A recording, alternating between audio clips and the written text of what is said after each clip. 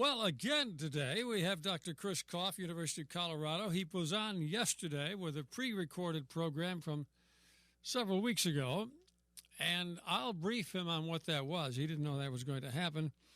Now we'll move on to today's topics with Dr. Christian Kopff, University of Colorado in Boulder.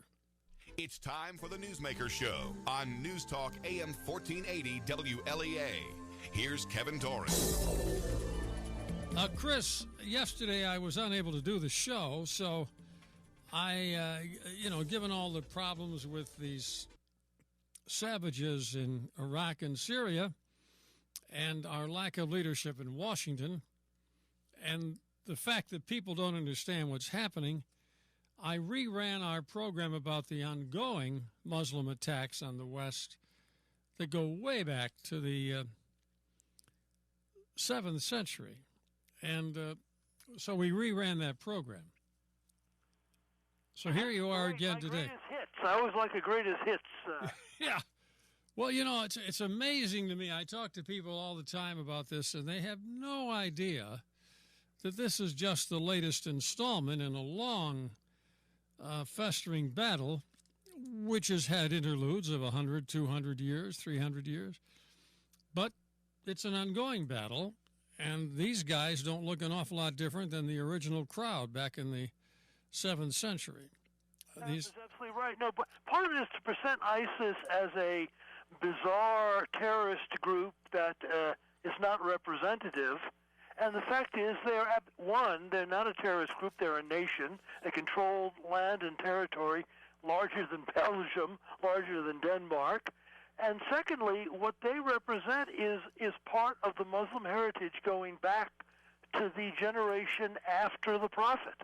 Right. Now, you and I both know Muslims today, and we call them moderate Muslims, who aren't cutting people's heads off and would have no desire to do so. In fact, they're usually the first ones to get it when this crowd shows up from ISIL. But nevertheless, it's an ongoing battle. It keeps appearing, and as Hilaire Belloc said in the 30s, it was going to come back. Now, I want to ask you a question about your colleagues at the University of Colorado.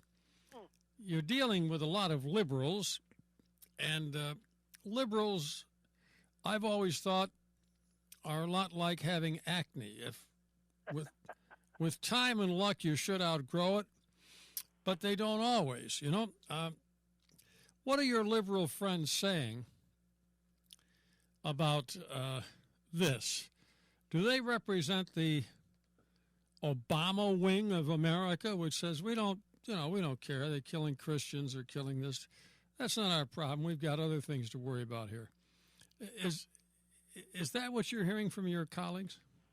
Well, I would say that they are shocked at what's going on, and they're horrified by it, but they also do not want to do anything about it, more or less. And they're sort of caught. They've got themselves, and of course, this is the thing of having the extreme where one invading and all the rest of it, and the other doing absolutely nothing. And there are plenty of things one can do besides those two extremes. And one of them is, which we've heard again and again, the U.S. providing leadership to get Turkey and get Saudi Arabia and get Jordan to start, taking care of their own neighborhood and not letting, because a good deal of the problem with the new ISIS nation is the old broken window effect. You don't keep things up, and then other bad things happen. And these people need to stand up for civilized standards in their own part of the world. And that's something that we're afraid of. My colleagues don't trust the United States. They don't like its leadership. They act as though the only thing we can do is lead a war, and that we can't provide kind of, civilized leadership to encourage other people to stand up in their part of the world. So it's a little bit discouraging to talk to them. They're very unenthusiastic. They're unhappy. They can see that the president's policies have, backfired, but they are not quite sure what to say about it, and they certainly don't want to get involved in another war in Iraq, because they, along with the president, were taking credit for having ended the previous one. Well, now, if we look back at the history of marching Islam, that's what I call it, marching Islam, marching into the West. Good name. There are instances where Muslim states fought Muslim states, but I wouldn't hold my breath for Saudi Arabia. I mean, after all, they're the ones that have financed all this craziness. Yeah. They're not about to do anything. The guy in Turkey, I don't know what he's all about. Yeah. And everyone says the same thing. The Turkish army could wipe these guys out in a matter of weeks. Yep. But it's not going to happen. It's just not going to happen. Well, it's not going to happen because the president will not provide leadership in this regard. Yes, Erdogan is not going to, on his own, the prime minister of Turkey, is on his own not going to intervene, and he's especially not going to intervene in a way that gives credence and validity to his own army because he doesn't trust the army. And he thinks they're opposed to him, which they're not violently opposed to him, but they don't, support his moderate Islamist policies. What's a modern Islamist, by the way, now that you mention it? Well, he's going step by step. He's moving toward an Islamic State, but he's doing it very slowly, step by step. Early stages is just sort of permission. Sure, let people wear the burqa, let people, dress in these various ways, because back when the current state was founded by Ataturk in the 1920s, he was very big in eliminating distinctive traits of Islam from public life. Of course, people can do their private worship, but he didn't want people walking around wearing fezzes and women wearing burqas. And this was to be in its public life, Turkey was to be a secular state. And that has worked very well for Turkey. Let's face it. It's probably the safest and most prosperous Muslim nation in the Near East. Obviously, Israel is very prosperous, and Egypt is reasonably prosperous. But that secular commitment has been slowly eaten away by the prime minister and his party. However, he didn't do it radically, and that's, of course, what happened in Egypt, where the Muslim Brotherhood won the election and started massive changes toward radical Islam. And the army just wouldn't put up with that and did them in. But see, what a lot of people who are Islamists think is that what the Muslim Brotherhood needed to do was to do what Erdogan is doing in Turkey and go step by step moving toward... But you end up with the same kind of critters, right? You still end up the same place, and that means he has no interest in attacking ISIS, and he has no interest in giving his army the credit of having defeated ISIS. He has two reasons, because the army in Turkey, going back to, again, the 1920s and Kemal Ataturk, has always been a force for the secular state, for the civil order, and even ironically, rule of law. I mean, you don't think of military rule as rule of law, but it is the rule of law. Since most Americans don't know the name of the Secretary of State, I suspect they have no idea who Ataturk was. So briefly, who was Ataturk? Well, the Ottoman Empire basically ran the Near East from the late Middle Ages all the way to World War I. It was about a 700-year reign in which there was genuine peace with occasional wars in the Near East. But it got weaker and weaker and weaker, and it collapsed during World War I. It was one of the powers, along with Russia, that were really defeated. And a military figure, Kemal Ataturk, took over the government and he freed, didn't try to control the ancient Near East anymore. He treated Turkey itself as a nation state. He had an ideal of secularism, not Islamic commitment, and he had the government encourage business.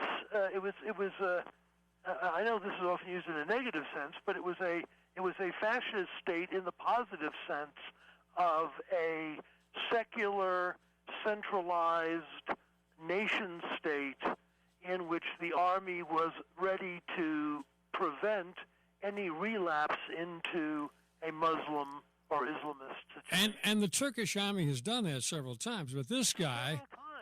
They've absolutely done a very good job, as, by the way, the Egyptian army has been doing in the recent thing, of making sure that the country remains stable and prosperous, and that the religious fanaticism that is the curse of the Near East does not take over Turkey, because there's plenty of fanatics in Turkey. Now, the thing is, this guy is moving so slowly, having learned the lesson of his predecessors, toward making it another Iran, really. He's moving so slowly, the army hasn't done anything yet, but it could do something. It still could. He has moved to eliminate some natural leaders in the army. But, of course, he doesn't want to go after the army en masse, because it's one of the real sources of security in the country, as it is also in Egypt. And in the U.S., the army has learned it behaves very well and submits to secular rule. But there are many countries in which that's not true, and in some cases, it's a good thing it's not true. Right. That is, the army is in some states a source of dictatorship, but in some it's a source of order. We're going to take a break with Chris Kopff as we take this trip down history lane. But, it's important that you understand this. Otherwise, you don't know what's going on over there. And when we get back, I want to see if I really understood what Barack Hussein Obama said about making ISIS manageable. Didn't he say that? Something like that? That's what he said. Well, I guess... Yeah, well, we'll talk about that when we get back with Chris Kopff, University of Colorado.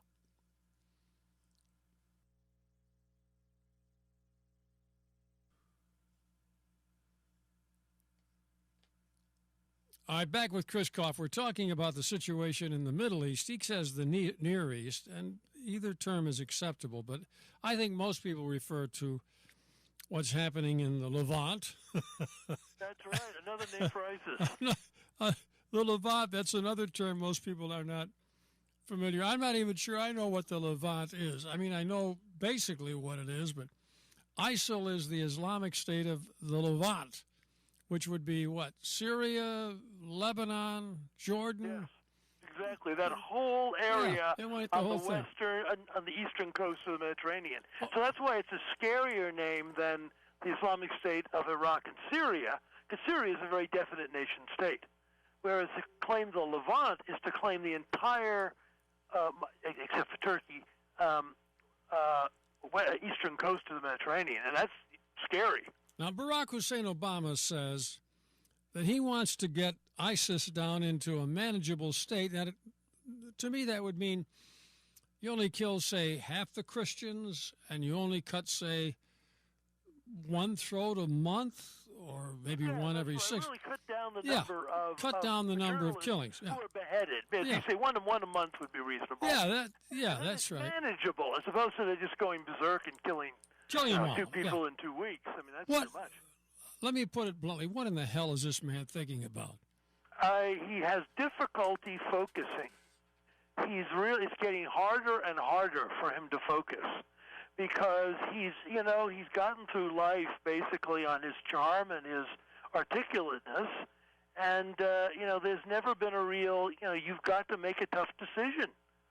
And it's quite striking to compare him with Cameron, who has been very clear, has set out some very clear principles. He's made it plain that the fact you have a British passport is not a suicide pact. And the fact that a person leaves England with a British passport, goes and fights for ISIS, and then wants to come back is not going to be allowed. And he's also made this wonderful statement: adhering to British values is not an option or a choice. It is a duty for those who live in these islands. He stood you have to understand what you're for before you can respond to what you're against. And I think our president's problem is he's not sure what he's for. He's certainly not in favor of our way of life. And Cameron has been very clear that defending the British way of life comes first. And if that means that certain rights, like, the right of a man with a passport to go back to his country, is threatened by that right, then that right has to go for British values. There is not complete toleration for the intolerant. And that's something that our president will not say.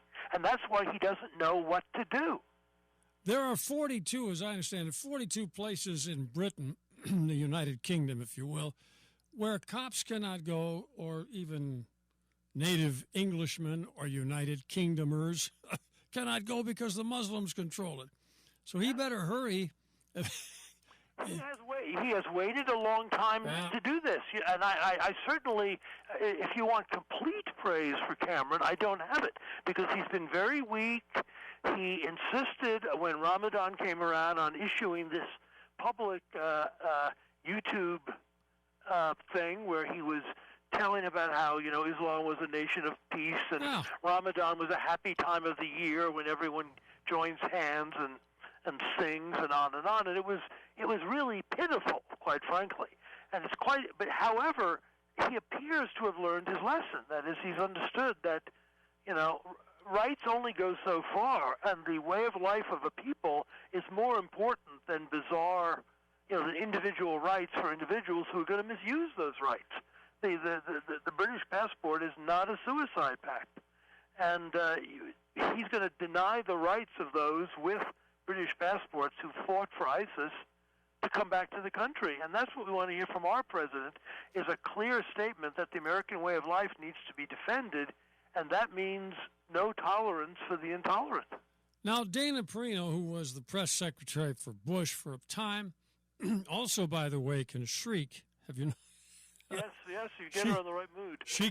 She could shriek, and I've often thought Mr. Perino, if there is such a character, must not tick her off with any frequency, because he'd know about it. But anyhow, she was shrieking yesterday on television that Barack Obama is like a woman who marries a husband in the hope of reforming him.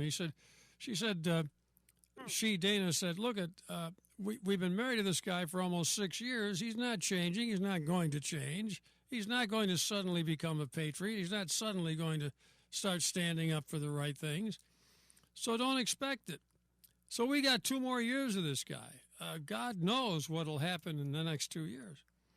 Yes, no, it's clear, and he's suddenly going around the country talking about the minimum wage. Yeah.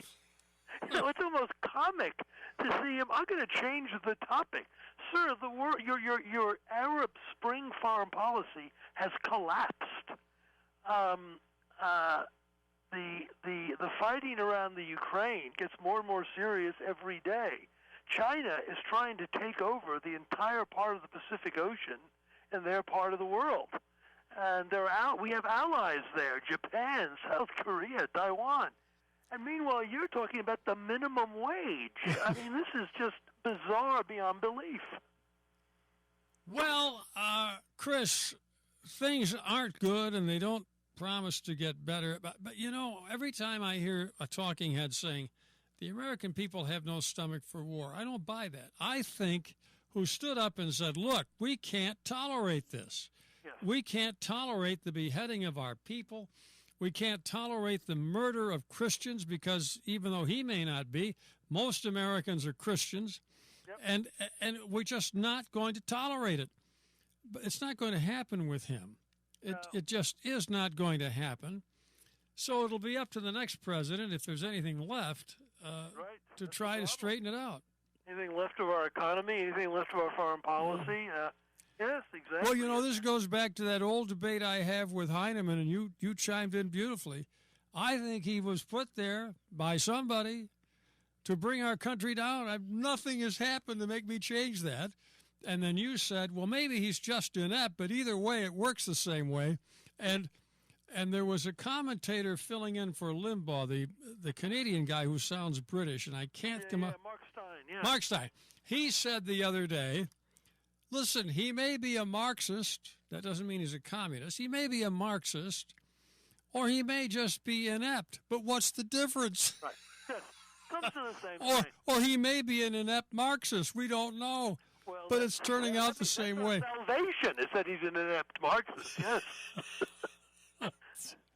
Well, Chris, we've settled the affairs of the world, and we're on somebody's list right now. When the NSA calls you up, you can give them my phone number. Yeah, well, listen, I want to say this for the benefit of my Democrat friends who will be loyal to this clown until it's too late, and it may be getting that way.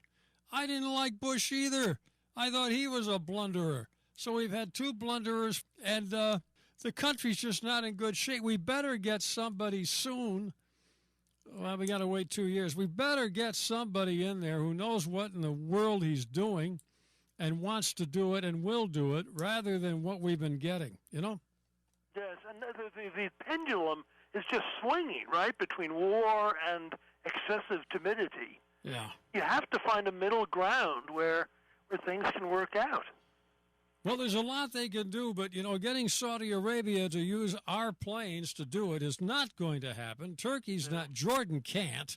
So it's got to be NATO. It's got to be the United States. And I would like to think, and I think probably this is true, that somewhere in the Pentagon there are some patriots who are saying, we've got to get those other prisoners out of there, and we've got to work out a plan that works this time, or we've got to get into Syria and kill all these bad guys and get out fast. Now, someone in the Pentagon's thinking that way. Whether or not Barack Hussein Obama will do that is another issue. But somebody better do something fast. Would you agree? I agree. All right. Chris Kopff back with us next week. Tomorrow, Heinemann will try to explain why Kathy Hochul's in so much trouble here in New York. And that's it for today's Newsmaker. Thank you for listening.